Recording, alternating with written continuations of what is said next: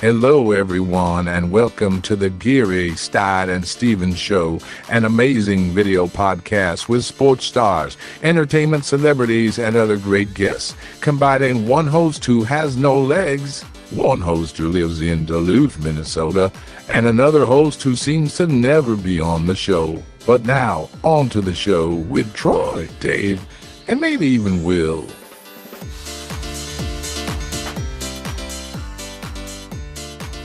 Well, hello everybody. It is great to see you and be seen tonight. This is a rare live broadcast of the Geary, Stein, and Stevens Show, and we got a special guest coming up, but of course, let me bring in my host, co-host from Duluth, Minnesota, and Troy is out there somewhere. Troy, buddy, how are you doing tonight? What's going on in Minnesota? Oh, it's warm up here, but I'm doing great, Dave. And how'd the Twins do this week? I haven't seen how they did this weekend. They're still hanging in there. I think they still got like a 4 or 5 game lead. So typical Twins, they make it interesting. Yeah. Well, before we get to our guest coming up later in the show, Chad Salmela, who is an Olympic winter broadcaster, and we're going to talk to him about cross country and everything like that. I wanted to bring in somebody that we work with closely at Your Home TV, and I have Domenic is there. Domenic, are you out there? I see you. Yes. I am. Domenic is joining us, and of course, you might not know him, but we know him. He is the manager director of Your Home TV, Domenic Melillo, and Domenic is also a songwriter, producer, and has an album coming out September 15th. Ironically, I don't even know how I should phrase it. That's the reason we have you is this amazing tribute song to Jimmy Buffett. So, Dom, tell me a little bit about behind the song and what went into it. Sure. I'm an old guy, so I've been a Jimmy Buffett fan since college, I've always followed his music. I love his music. I love his the sensibility of what he says and how he wants to live life. So a couple of years ago, and my sister's a big fan too. So she called me and she said, "Hey, Domenic, I have an idea for a song. I want your help in writing it." And I said, "Sure. Well, tell me about it." So she went through what her idea was, which was, every day I'm working hard, and I'm driving to work, and I hear Jimmy Buffett come on the radio, and I just think to myself, man, I would just love to live in one of these Jimmy Buffett songs. I'd love to be on a beach somewhere. I'd love to go to Margaritaville. I'd love to be in some kind of harbor somewhere on a boat. I said, well, that's great. Let's talk through it. So we talked through it all. And basically in that conversation, we came up with the lyrics for this song. And the song is called Living in a Jimmy Buffett Song.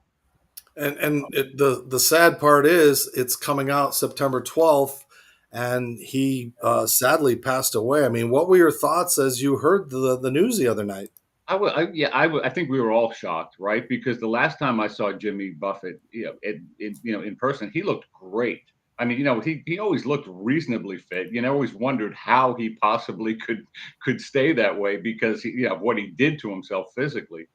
But he looked great, and I was shocked. What I read was that he passed away actually out in Sag Harbor on Long Island, where I'm from. And so it was pretty sad, but the timing of it is really strange. We've had this release in the works for about a month now, scheduled for September 12th. And so to hear of his passing, just on the cusp of this release that included, not only this song, which is a tribute to Jimmy Buffett, but also a couple of Beach Boys tribute songs. On it too. It was just surreal. It was just strange. So it gave me an opportunity to put the song out there a little early for people to hear. Just kind of, my way of honoring Jimmy and all the work that he's done and all the influence he's had on people over the years. Well, when your boss calls you up and says, "I demand you play my song on your air," I had to, of course, jump at it. No. It was we saw yesterday. The airtime. I have to coerce. we saw, yesterday when you shared it with us, because again, we knew the album was coming out. We already had the downloads and everything, but it was just, I said, well, we've got to do something with it. It's such a poignant song. It's such a great song. And so I feel like Dick Clark, we're going to premiere your song here nationally. So do you want to intro it real quick and who sings it, and just give us a quick. So, it's a real Caribbean kind of tropical rock, a basic song. It is sung by a friend of mine from Nashville, Lee Gibson, who has done for 20 years a lot of demos for the most famous songwriters in Nashville. He has a great voice, sounds very much like Johnny Cash kind of feel to it. And my niece, Ellis Melillo, who is a new singer-songwriter based out of Nashville. She did me a favor and lent her voice to this song because it's a duet. And she will be opening for Zach Brown on Long Island at the Jones Beach Theater, September 16th, 15th, and 16th. And that's where I first saw Jimmy Buffett, was at the Jones Beach Theater back when I was in college. So, yeah. All right. Well, without further ado, here is the song, Living in a Jimmy Buffett Song. Yep.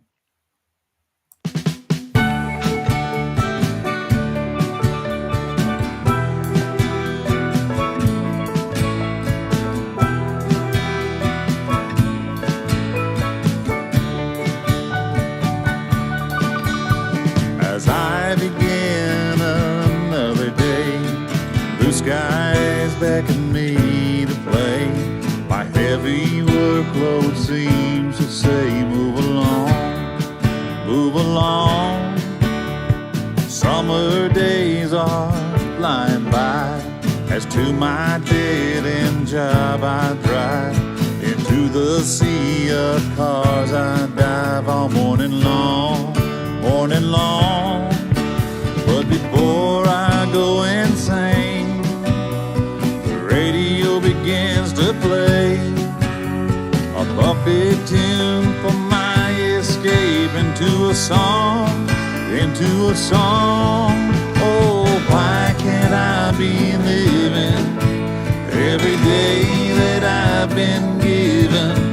Oh, why can't I be living in a Jimmy Buffett song? It's where I know I'm gonna find the life I somehow left behind, and all my long lost summer times in a Jimmy Buffett song.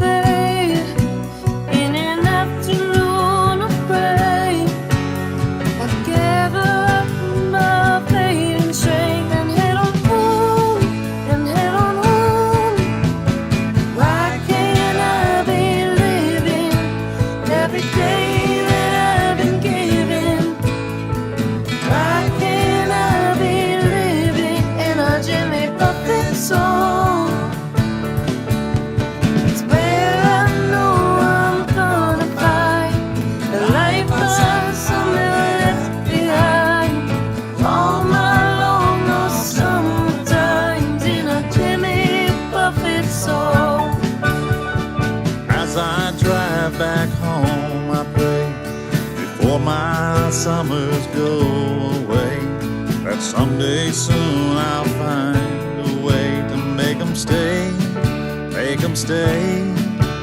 That particular bird that I see always seems so out of reach.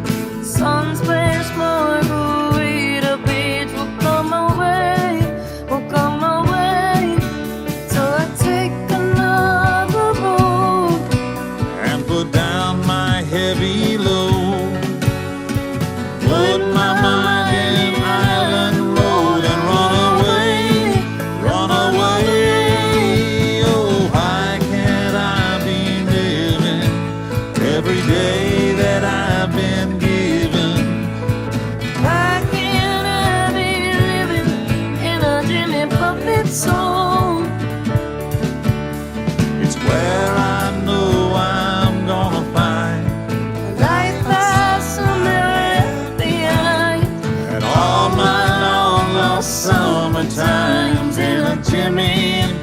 Buffett Song.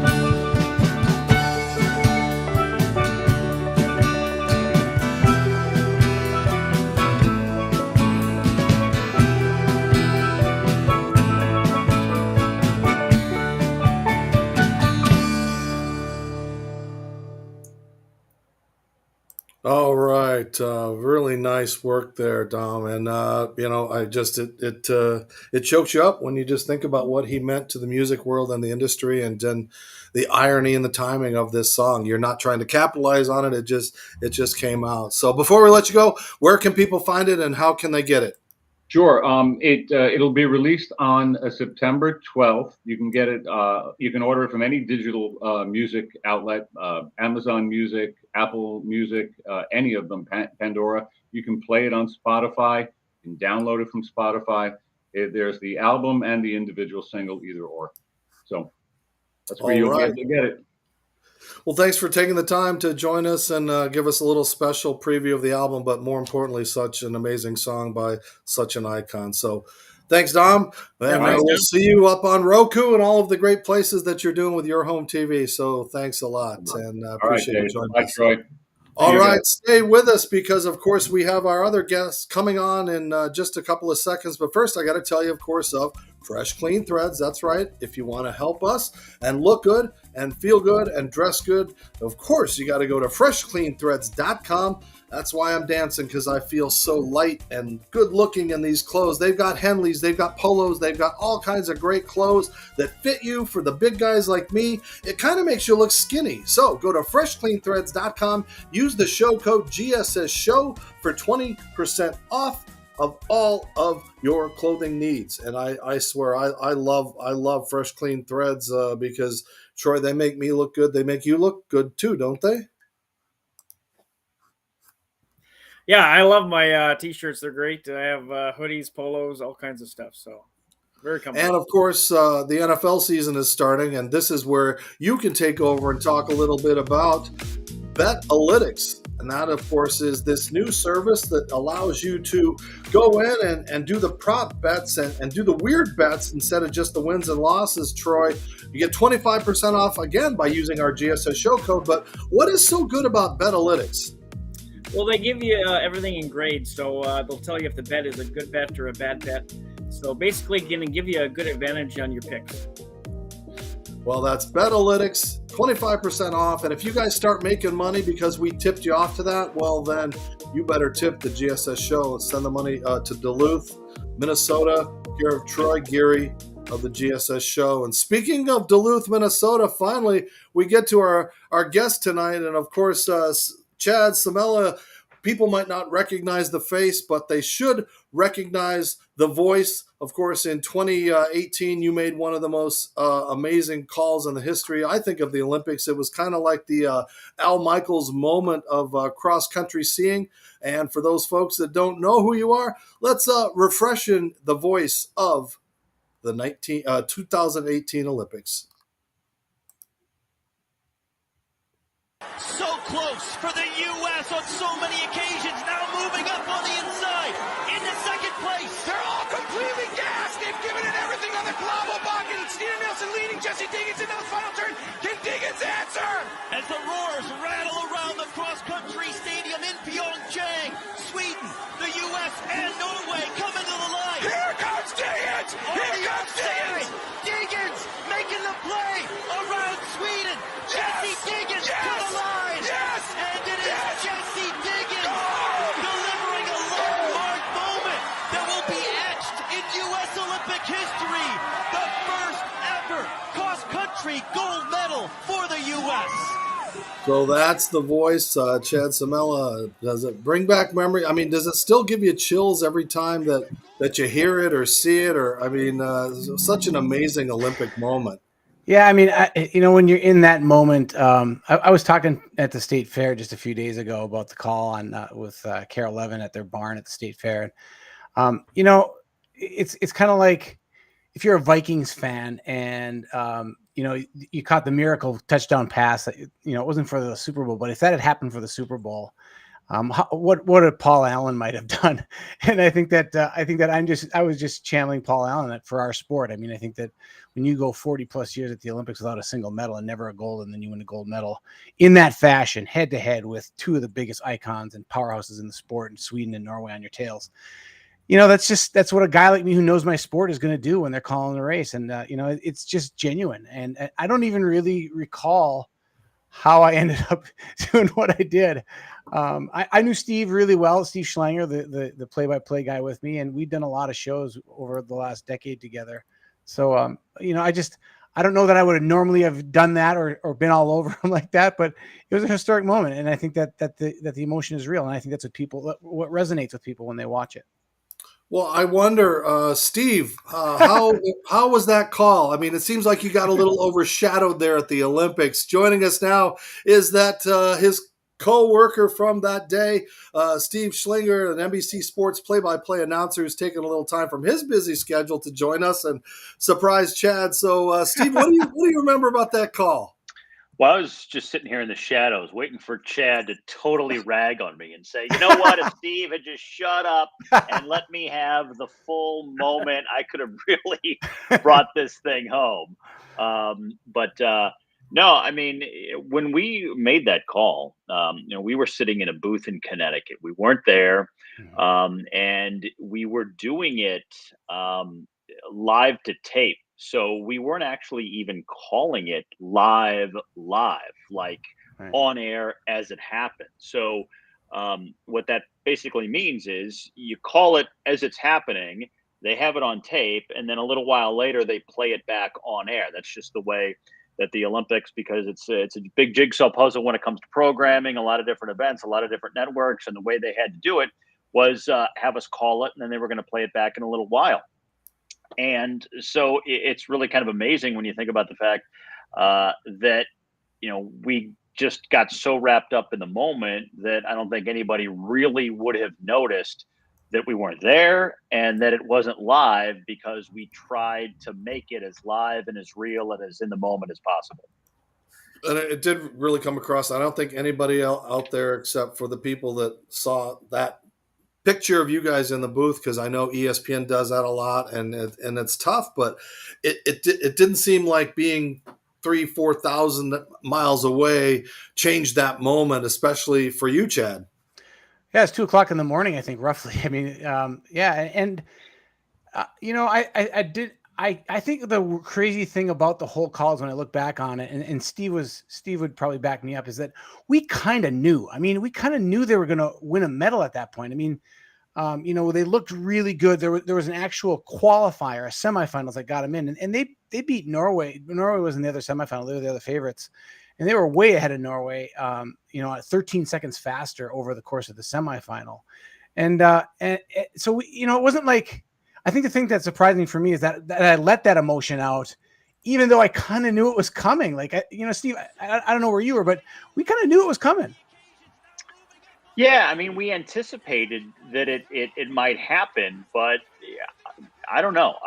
To me, it's just that you try to put yourself as much in the moment as you possibly can. And then, what you try to do is forget about all of the other circumstances, that you're in a sound booth and you're Right. not there. And, for some people, it bothers them. And if they're not there and they're not feeling the energy of the crowd, it's harder. But maybe it's just because we've done a lot of these different events over the years that it's easier to sort of focus in on just the moment and block out everything else. That we were able to get into it. And I mean, the thing I love about the call is the fact that we just kept going. Right. And right. that, Chad, was going crazy. And the funny thing about it too is that if you taught in a class the textbook way to make a call in a big moment like that, what we necessarily did would not be the way you would teach it. Because you would have the play-by-play guy describing it, the color guy kind of laying back, providing little nuggets here and there and sort of punctuating the moment. And Chad, completely went off that script and was going crazy. And typically in most sports and in like that, it doesn't work. Right. But in this instance, it worked. And not only did it work, but it elevated the moment. It made it better.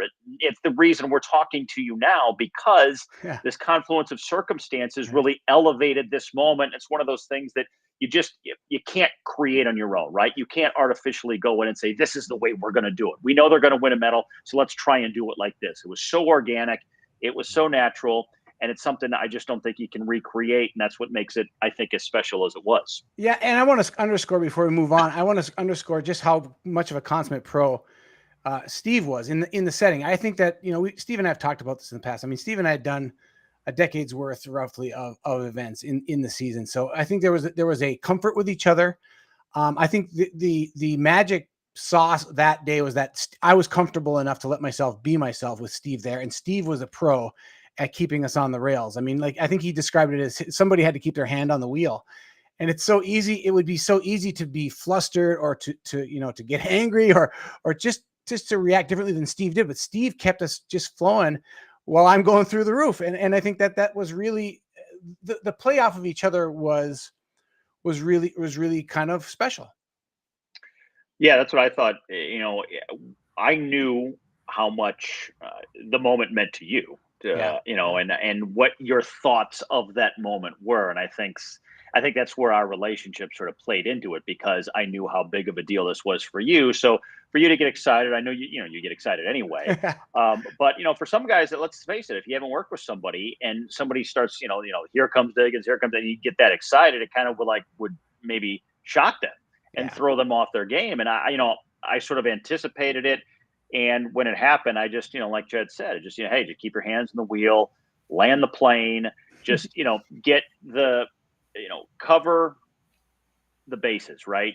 Describe what's happening, dot the I's, cross the T's. Chad's going to, fill in everything with the energy, and just bring it home. And that's, my philosophy on trying to navigate the rest of the moment. For both of you, how much more did it mean that was the first gold medal for the cross country in history of the U.S.? And you, Chad, being from Minnesota, woman winning it also.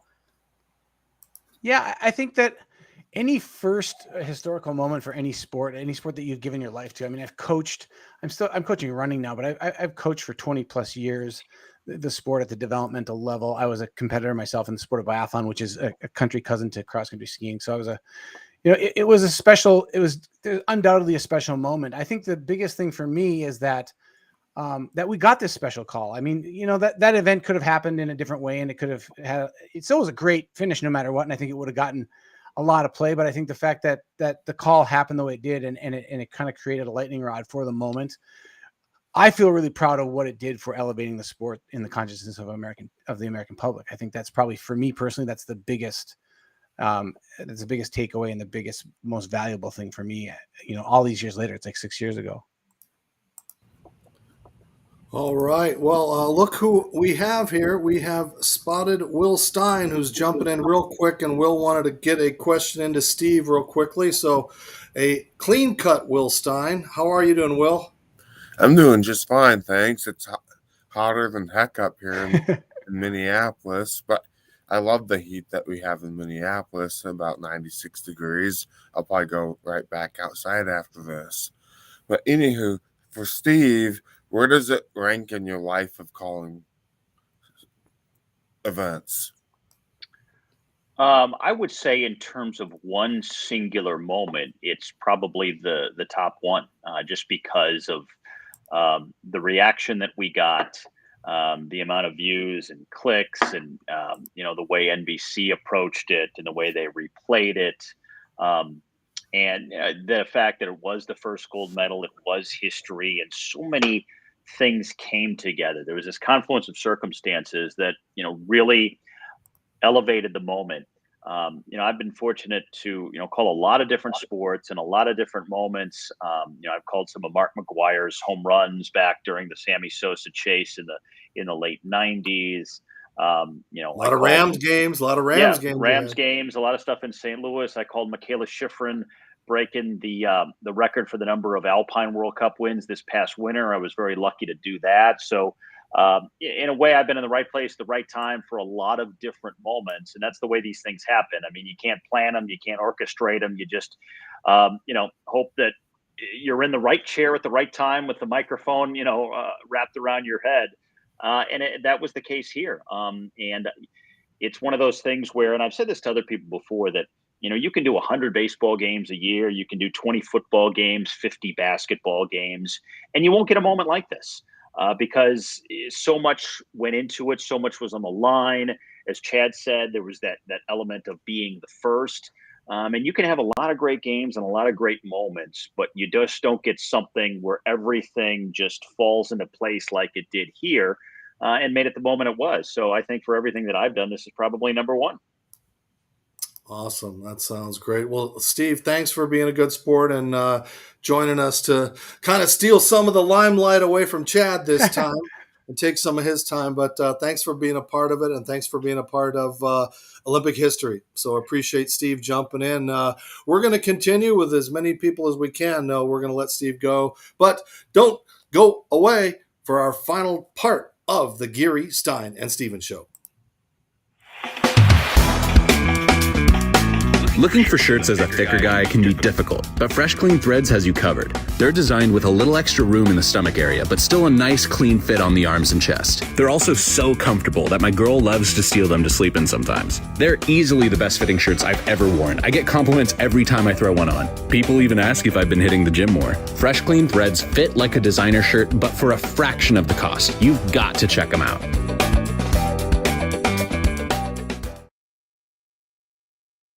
That's right. Use that GSS show code for 20% off of Fresh Clean Threads at freshcleanthreads.com. Hi, everybody. Dave Stevens for the Geary, Stein, and Stevens Show at the Miami Marlins ballpark. And you know what? We get great stars, celebrities, and entertainers on our show, but there's all kinds of great programming and content on Your Home TV. Your Home TV is a free on-demand streaming service reaching global audiences. They feature family-friendly programs with a vast selection of topics and interests. Their platform ideally matches content producers, leading viewers, smart device precision, and immersive HD experiences, plus ease of transaction solutions for everyone. Plus, they've got great shows and content like A Moment of Zen, Financial Freedom, the Retirement Halftime Show, and Make It Happen. And they have all kinds of travel shows, food shows, great programming, and great content. So, for more information, go to yourhometv.com. Check out the Geary, Stein, and Stevens Show and all of the other great shows. yourhometv.com. Tell them Dave sent you.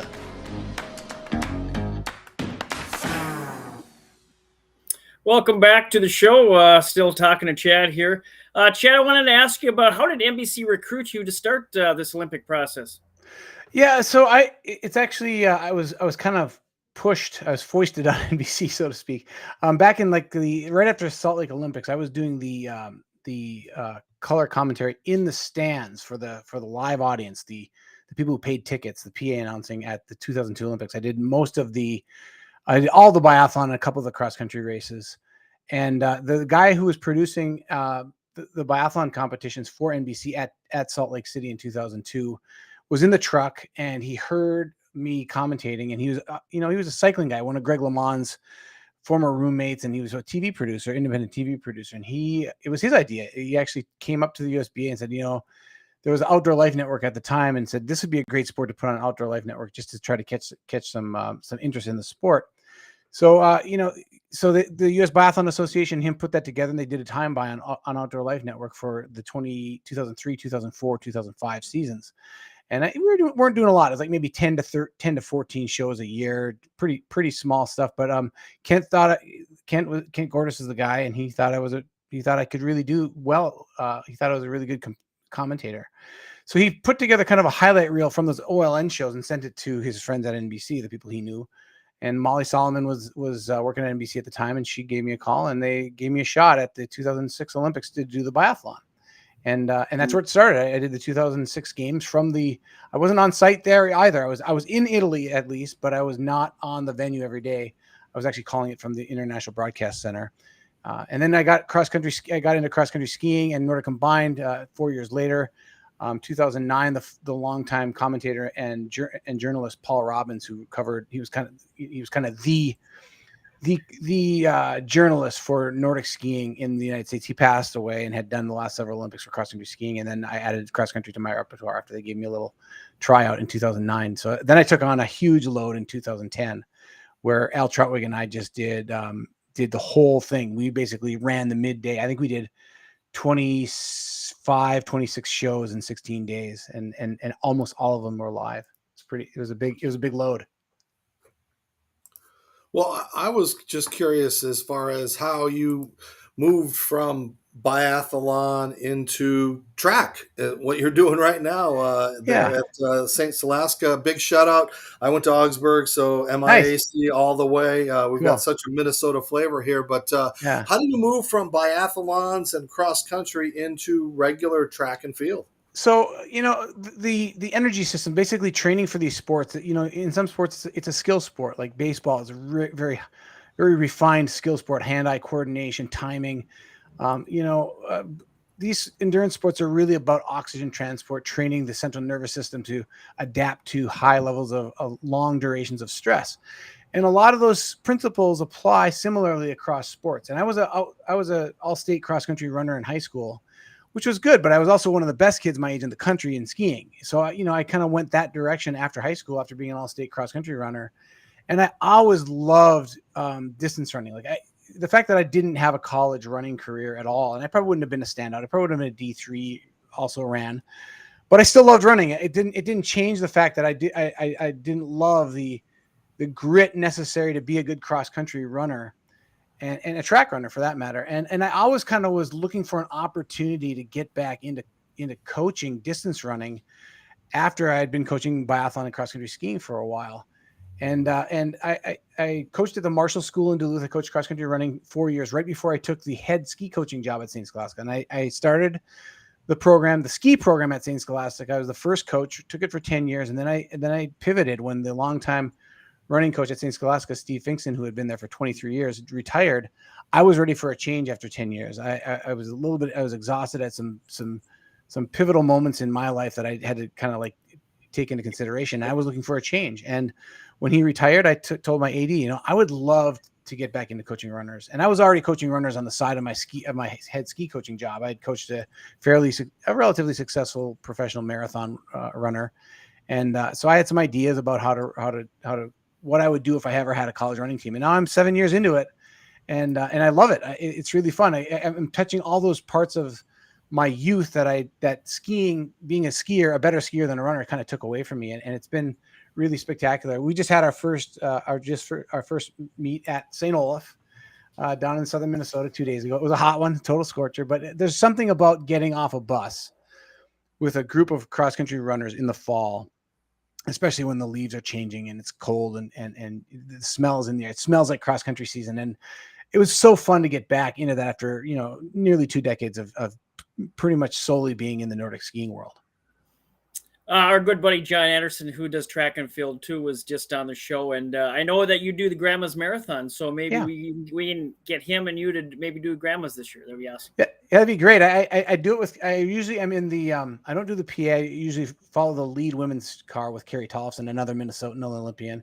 And Grandma's I've been doing it for a long time. Grandma's is a really special, as you know, Troy, it's a really special weekend in Duluth. It's kind of like the weekend that Duluth shines, I think, more than any other weekend of the year. So what did your call do for the popularity of cross-country skiing?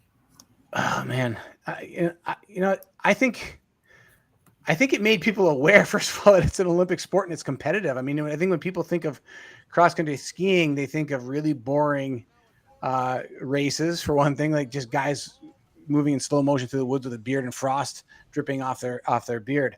But I think that, the sprint competitions that have been around for about 25 years in cross-country skiing really have made the sport much more dynamic, as the Diggins win in 2018 showed. So I think what it did is it really showed that the sport is and can be very exciting. I think it's for American skiing, it's an iconic moment, and I'll forever be very proud of it. As far as the long-term, I'm not sure I'm the person to ask. I don't know. I don't know if I can quantify or qualify what it means to the sport. It definitely means a lot to the sport in the United States. I think that the Jesse Diggins moment will forever be the moment that skiing maybe turned a little bit. But Jesse's won, 2 more Olympic medals since that time as well. So, it's not that it wasn't a fluke, and Jessie is the real deal, and she's still going. And there's a World Cup in Minnesota this year. If you're from Minnesota or from the upper Midwest, or you just love cross country skiing, there hasn't been a World Cup cross country race in the United States since the year before the 2002 Olympics, 2001. So 22 years since there's been a World Cup on American soil, and it's in Minneapolis, which is really Theodore Wirth Park, and it's the second week of February. Look for it. The tickets have been sold out, but I think they're going to probably open up some more tickets. So it's a pretty cool time for the sport in the United States. I got one last one for you. You were a biathlon athlete. How hard it is to concentrate and focus after you've just been skiing forever, and then you stop with your heart rate pumping like crazy, and then shoot at a target and try to make it? It's really hard to say the least. I mean, I think that the sport has become, there have been some technical differences to like the rifle stock since I was a competitor, and I competed in the 90s. That's a while ago. The sport has evolved, and I think the targets have gotten a tad easier to hit because of the loosening of the rules on how the stock can fit the body. But it's still extremely hard. I think most people would be flabbergasted to come out and try to shoot. Like even people who have hunted and say, hey, I want to try that. And they take them to a biathlon target, and shooting from the standing position, especially, it's really difficult for a novice to hit the target. But the long and short of it is, Troy, it's just like hitting free throws. I mean, hitting free throws under pressure is the same thing as biathlon. Like you just have to practice, and you have to be so good at it. You have to know how hard to come into the range. And now they're coming into the shooting range really hard. They're just training to shoot with that higher heart rate. Back in the 70s and 80s, they would try to slow down, come in a little more under control, take their time. Now it's just it's such a free for all to win at the highest level that you really have. It's just like any modern sport. You have to be at a very high level of training to do it. So it's not something that comes overnight. You're not going to see people pick it up. Even great world-class cross-country skiers. That woman, for example, the Swedish woman that Jessie Diggins beats in that sprint in 2018, she has since switched to biathlon. She was the best sprinter in the world at that time. She won the Olympic individual gold medal at 2018 Olympics in the cross-country ski sprint. She switched to biathlon, and she still hasn't been on the podium in a biathlon World Cup 5 years later. So it's not an easy switch. You can take the best cross-country skier in the world and give them a rifle, and it doesn't guarantee anything. So it definitely is a unique skill.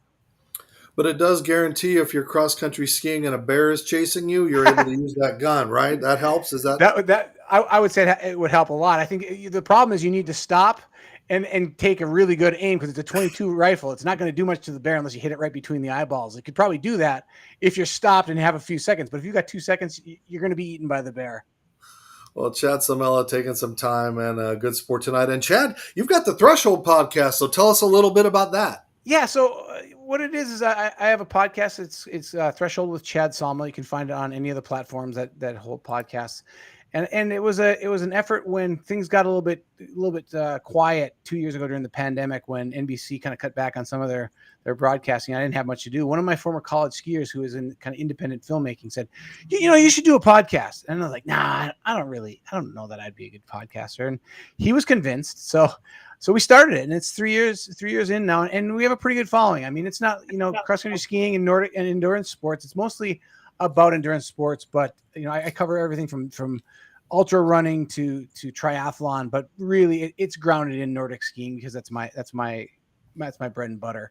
But we talk running, we talk about, and what we try to do is we try to bring human interest stories and do features on people who are big and making a difference in the sport, particularly coaching and training philosophy. I think that in America, we've struggled comparatively to some of the European sports because we don't really hold it in a high regard in our popular culture, how to train for these sports. And it's really intricate stuff. It's not easy. People can get sick. You can get overtrained. You can get, you get fibromyalgia from overtraining. There's a lot of things, a lot of missteps that can happen. But Threshold was really kind of a catch-all as a podcast for the population of the people who love the sports that I love, and a resource for them to maybe rub shoulders with some of the best coaches in the world. I have had some of the best and most up-to-date and kind of modern coaching methods for training. And I think that in that respect, that's what people like about it. I think that there's a human element to it. So it's not just technical stuff, but we bring in some of that technical stuff as well. So people who might be trying to ski the Birkebeiner as fast as they ever have, or run the Boston Marathon as fast as they can get some training insights from people who really live, eat and breathe, and are professional at this. Chad, will you be in Stanford in a booth, or have they told you where you might be given the popularity now, or have they even given you any idea? No idea yet. They I was doing, Steve and I were both, Steve's still getting work because he does Alpine, but NBC has, they had the Olympic channel that they folded last year, which is part of that whole NBC Sports Network fold. So I don't have a lot of steady television work anymore between the Olympic Games. I would assume that as long as I'm still alive and kicking and I don't piss anybody off at NBC, that I should be able to garner that position again for what would be I believe my 6th Olympics for NBC. I would assume, though, that to answer your question, that I wouldn't be on site anymore. I think that the direction that most of the Olympic broadcasters are going, not even just in the United States, is that it's so easy to do from a remote location that I'll probably be there. And then you add to the fact that I'm doing biathlon, cross country, and often Nordic combined, 3 sports, again, 25 shows. And if those venues are not close to each other, you have a problem. And in Italy, the biathlon venue is about an hour and a half drive and about 50 minutes by helicopter from the biathlon and cross country venue. So I'm guessing if I get the job, I'll be in Stanford. All right. Well, you can come stop by and have lunch with me. I'm up here in Connecticut. Absolutely. Too many Minnesotans in this show tonight, but thank you, Will and Troy. Closing thoughts? Yeah, Chad, appreciate you taking out time out of your busy day. I know you're busy with recruiting and college stuff and your team, so I appreciate you coming on tonight. Thanks, guys. I learned a lot about cross country's game more in the last half hour than I did in the last 35 years I've been living. So that's great. That going for me too. You drive up there and get out there on the training course with him. We want you to see that, Will. So anytime you want to do it, I'll take you skiing. Okay. All right. Well, thanks, everybody. Appreciate our guests tonight. For Will, for Troy, for Chad, for Steve, and Dom. It's been a great show. Continue to follow us on all social media platforms. We're on Roku. We're on Your Home TV. We're on Spotify, Apple. We're everywhere. Thanks to you guys, we've had over 1 million views in the last couple of months. So take care and continue to be a big fan of the Geary, Stein, and Stevens Show.